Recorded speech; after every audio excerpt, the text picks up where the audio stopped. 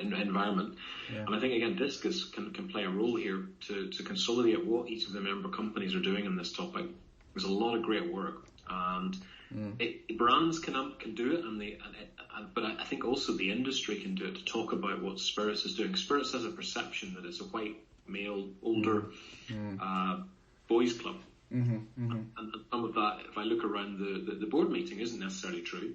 If I look at the talent that's coming through most of the organisations, it's, there's a lot of diversity and inclusion efforts that have been done, and I think there's a bright future. But to be the face of the industry, I think there's some work that could be done by Discus on D&I, which would amplify what the category is doing rather than necessarily individual brands, messaging. You need both. Yeah. Okay, perfect. Now, we've talked about consumer insights. I want to talk a little bit about stakeholder insights. Do you feel that there is anything more that Discus should do to help members better understand, the needs and expectations of industry stakeholders? Honestly, I think, again, Chris's arrival has transformed the level of advice. He's a trusted advisor for many of us, particularly on topics that impact our business, whether it's the tariff discussion. Could they do more?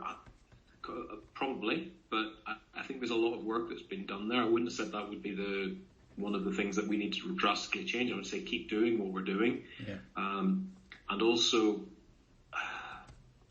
there's an opportunity, I think, within the 3-tier model to try and get some more alignment between the wholesaler tier and the retailer tier.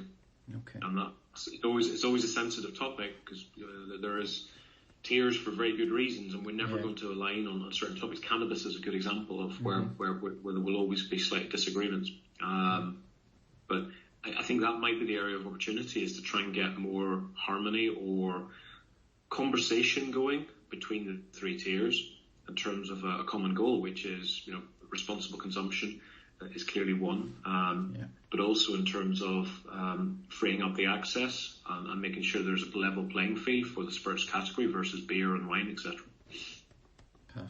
Perfect. Last question in under that theme is around accountability and measures of success. Anything that Discus, in your view, can do better to measure its progress and be accountable to you, board member? I'm quite happy with the progress that's been made. I know in the past the organisation was not so well managed and probably less accountable. I think Chris has brought a level of transparency to the way Discus is operated, and certainly the rigour of the preparation of the board meetings and the level of financials and KPIs that are shared, I think, are good. I would say keep doing what has already been started. Brilliant. Okay, and now I just have a few more questions before we wrap up around, some broader agenda themes that will be raised during the board retreat. The first of them is around governance. Governance in the context of scaling up the organization, unifying the industry. So, question to you is, how do we make sure that governance remains future-proof as membership grows, as new members arrive, etc.? How do we future-proof governance at Discus? My view is that anyone that has a spirits brand can be a member. I know that's not necessarily a common view of some of the bigger players. I think we should, if somebody wants to be on the board, they become full members. There probably needs to be some sort of vetoing system or rules that are put in place in terms of size of the brand. But I wouldn't be restrictive on the membership, and I don't think it should be elitist in terms of it's only the big brands that can be on the board. Yeah. But clearly the definition would be spirits. So clearly it's not the beer companies. And this is where you have people like Anheuser-Busch, Constellation, who play across multiple categories. I guess that's where it becomes a bit more challenging. Yeah. But the only criteria I would add, it must be for spirits brands. But I'm of the view that it's important that you have all of the industry in the room. And if people pay their dues, that's the way they get onto the board. But also, what we've done with the craft distillers has been amazing in terms of bringing the small players in. and their voice is being heard. They're represented by one member on the board, which is a good way to do it. I don't think we should go back to where we were in the past, where Diageo was the number one brand or player, had a veto on agenda items. Okay. And we've moved away from that in the last 3 years that I've been here. And I think it will be a backward step if the big players are able to veto decisions because they're bigger and they pay more in. And certainly for a medium-sized player like ourselves, that would be a bad move, and it would probably then allow me to question whether we should be part of that body or not. Of course. I think it would fracture the business again. Right, in terms of, we have fractures in the fact that we have 2 trade bodies today. But to put too many rules in and allow the big players to veto would be a mistake. Okay. Next question is around, I guess, the future of the organization. Again, how can Discus, scale for impact to deliver on its strategic priorities, while at the same time addressing the emerging challenges on the horizon, which are numerous, as you know, around alcohol and health, around opposition to DTC from wholesalers, etc., etc. So I guess the question is around the scale, or the scale for impact. How do we set up the organization for future growth, I guess, is the question. I think it comes back to the previous questions about governance. Again, I think it's really important that you have the right people on the board. Yep. You have the subject matter experts on the 4 pillars working in each of the subcommittees.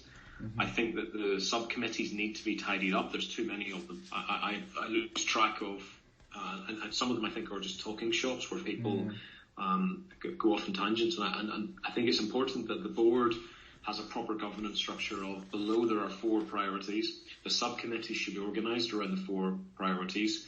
And we just need to tighten up how the business is run, because it is a business. And if there's too many people involved and not enough accountability, I think it will go off on different tangents. And it becomes where people just voice their opinion, and whoever shouts the loudest might get something through. The board probably needs to be tightened up in terms of number of attendees. Today, board meetings are executive committee and board together. I would recommend the board meetings go back to being a board, and the executive committee is a separate meeting. That is one way of tightening up the governance, but again, then you need the senior leaders of each of those brands to be on the board. Yes, yeah, absolutely. For example, if you start talking about drink driving and on one specific topic or logistics, the CEO is not the right person to be talking on that specialist topic. And I feel sometimes a lot of the small topics, which are very valid, end up on the board agenda. So I think the governance question is a very interesting one, but it comes back to, you need the right people on the board to be able to manage that business that way. And then you have the subject matter experts working on each of the subcommittees, which should be aligned around the four strategic pillars. Okay, perfect. Just a few more questions just before we wrap up. In terms of skills and capabilities, is there any more or different skills and capabilities that you'd like to see better embedded within Discus? I think there's probably an opportunity in terms of communications, and by that I mean branding. In terms of really developing the Discus brand. Back to the first or second question that you asked, and we need to be more than just a trade body.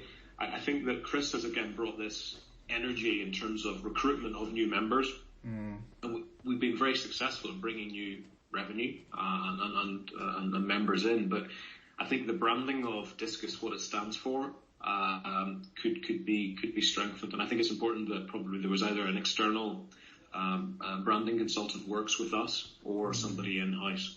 Yeah. And then that will lead the communication strategy of how we want to build our brand over the next 5-10 years. Okay. The reality is it Discus or is it the Distilled Spirits Council of North America? I think it's got a little bit of a branding challenge. And also, should it be called Discus? There's a number of questions I think that could be brought up. Yeah. And the way you'd see it, I mean, I connect this to what you said when we started the conversation. It should go, in your view, more in the direction of being the face of the category, really. Yes. Great. Anything in terms of member